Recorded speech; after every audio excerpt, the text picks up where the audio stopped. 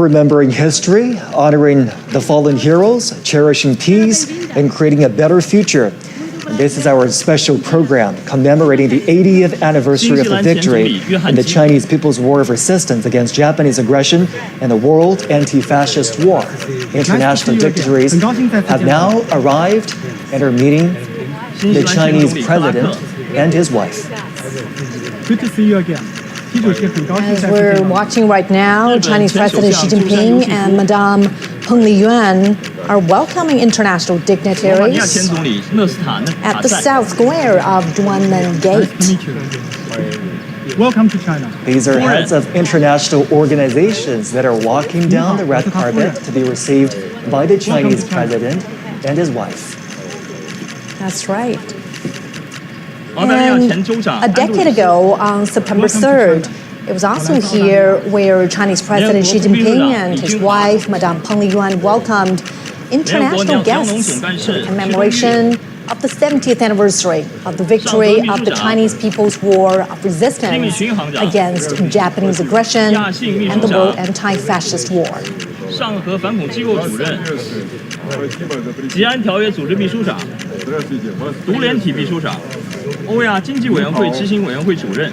Many of the guests attending the commemoration today previously attended the Shanghai Cooperation Organization Summit in Tianjin, which concluded just a few days ago.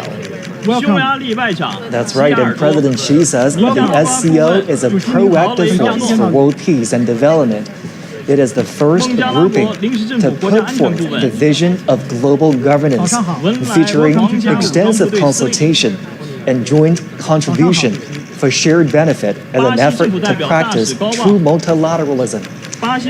He also said the SCO always stands on the side of international fairness and justice, and champions inclusiveness and mutual learning between civilizations and opposes hegemonism and power politics.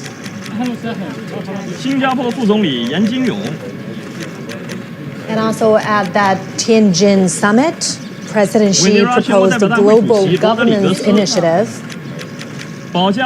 He called on members to adhere to sovereign equality, abide by international rule of law, practice multilateralism, advocate the people-centered approach, and focus on taking real actions.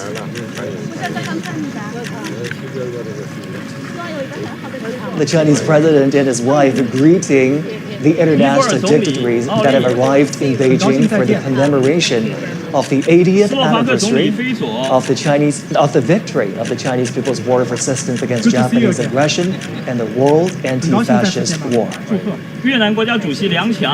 We're watching live pictures from the heart of Beijing, the Duanmen Gate, to the north of the Forbidden City. Dozens of heads of state and leaders of international organizations are arriving on the red carpet. And in about half an hour, the commemoration ceremony will begin on Tiananmen Square. As part of this commemoration, a grand military parade will also take place. Troops and armaments are standing by ready along Chang'an Avenue as we speak. Welcome to China. 很高兴再次见到你。刚果副总统萨苏。It's early morning in Beijing. CGTN is broadcasting live to a global audience. Thank you for being here. 亚美尼亚总理及夫人。 The president is saying to his guests, welcome, welcome. 米尔基耶夫总统和夫人。 昨天的会见非常好。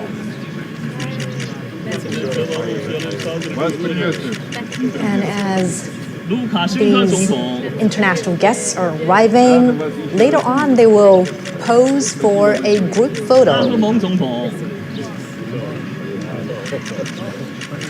And here's what we know about the commemoration that will happen later today.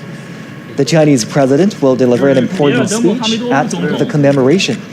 And the commemoration includes a massive military parade, which is composed of two parts, the inspection of the troops and the march past, lasting approximately 70 minutes. Welcome to China. 总书记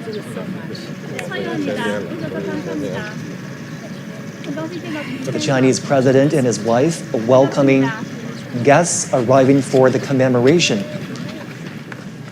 And now they're walking towards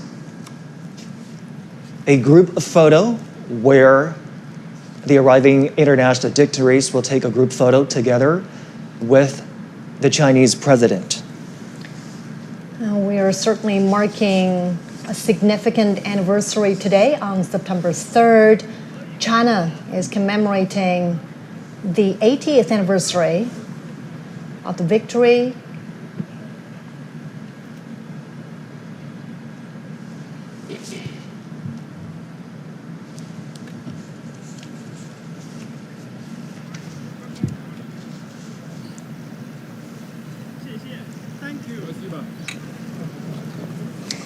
This gathering today in commemoration of the victory also heralds a new beginning for all countries to work together to create a harmonious world and safeguard global peace. Well, as you can see right there, front and center on this gate is the character Duan Men.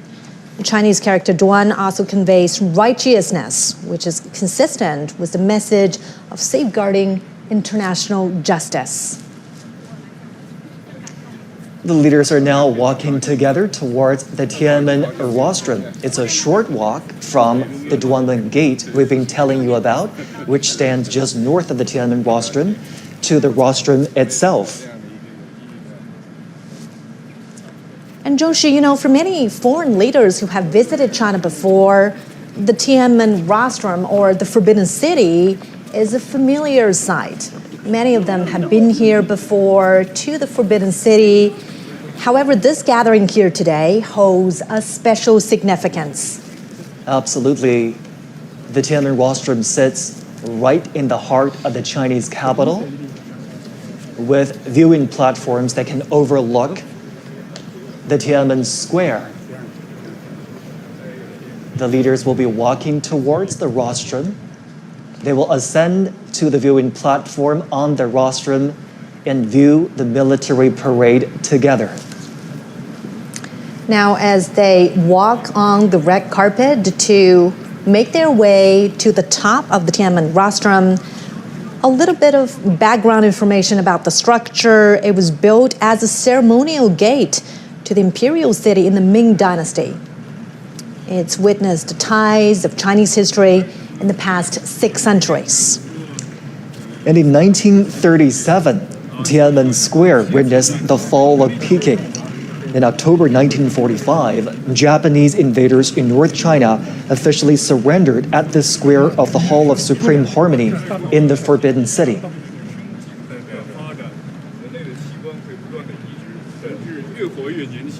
Today's commemoration is certainly a big national event, a military event as well, as troops and armaments are standing by ready for the inspection. It is also a significant diplomatic event, as heads of state, leaders of international organizations are convening here to review the commemoration and the parade. The leaders are making full use of this time as they walk together to the Tiananmen rostrum, engaging in friendly chit-chat and conversations.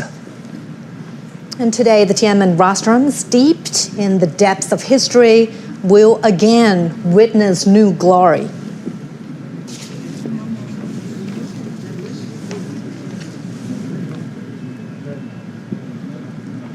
It is a pretty long walk to ascend to the top of the Tiananmen rostrum.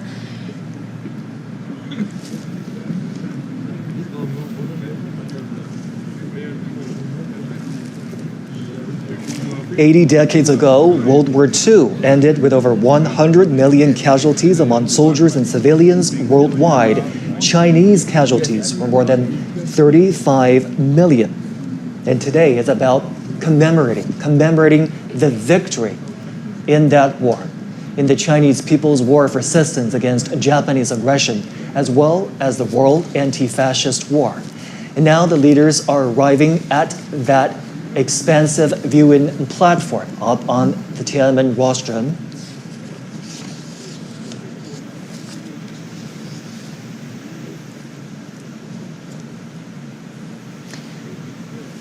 And we understand that some of the veterans of the War of Resistance were given their own viewing spots on top of the Tiananmen rostrum.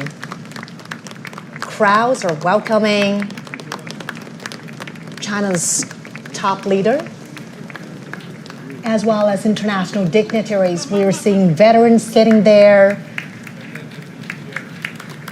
and President Xi Jinping and international dignitaries are shaking hands with a 99-year-old veteran, 100-year-old veteran from the 8th Route Army, 94-year-old veteran from the 8th Route Army, 102-year-old veteran from the new 8th Route Army, and from South China Guerrilla Force, 100-year-old veteran from the Kuomintang.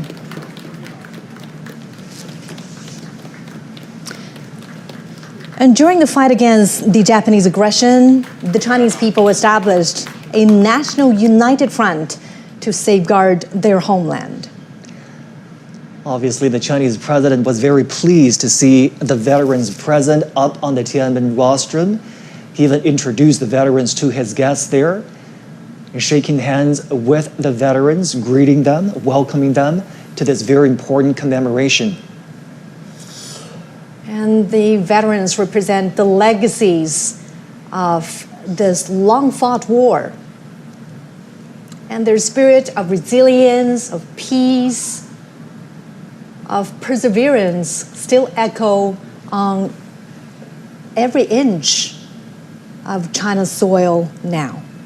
It's certainly a very heartwarming scene there to have the veterans seated up on the Tiananmen rostrum. They are the real heroes and role models, and they motivate us to keep pushing forward. The victory of the Chinese People's War of Resistance against Japanese aggression is a glory shared by the Chinese nation and also people worldwide who stand for justice. Professor Gao, Mr. Zhou, let's bring you in for this part. Obviously, the veterans are seated, out there on the Tiananmen rostrum so that they have an opportunity to participate in the commemoration today. What do you make of that arrangement, Professor Gao? Well, I think this is really the right thing to do because they fought against the Japanese aggressors. They shed their blood, and they have always been honored by the People's Republic, by the Chinese people, and now they are in the center of this reviewing process of the parade to commemorate the 80th year anniversary of the victory against Japanese aggression. And I think we all hail them as the real heroes defending China's sovereignty and territorial integrity and fighting off the Japanese aggressors. Real heroes and real witnesses, not only to the atrocities of the war, but more importantly to the final victory. And we're so happy that they get to see the commemoration today. Mr. Zhou, your thoughts? Well, I think I can't agree more with Victor Gao about the importance of having these veterans standing on Tiananmen Square. I think it's rare, It won't be easy for us to see these people right now because they're all very old people, but they're still alive, but they can still see how strong China is today, in which they have made their due and a great contribution. So I think that is indeed a great honor for them to be there and for us to see them there.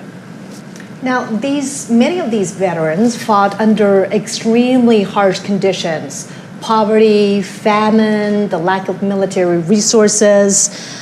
What does their perseverance teach us about the spirits of, resilience and courage? And, besides honoring them in events like this, what more could we do, Professor Gao, to really weave their legacies more into everyday life? I think these veterans, 80 years ago, or more than 80 years ago, fought against Japanese aggressors, not only as soldiers, but they were true representatives of the Chinese nation, true representative of the Chinese culture and the Chinese civilization. In their bodies, I can see the most splendid and the glorious part of the Chinese civilization. So they became the epitome of the Chinese nation. They became the epitome of the Chinese civilization. And by shedding blood for their own motherland, by fighting off foreign aggressors, they set an example for the future generation. So now we honor them as our national hero, and the younger generation draw inspiration from these veterans and learn lessons from them, and we become redoubled in our commitment to defending peace and defending China and defending the Chinese culture and ultimately the Chinese civilization.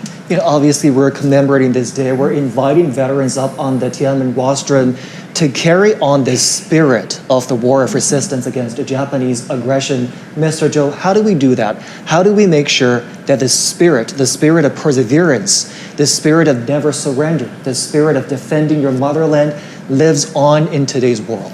Well,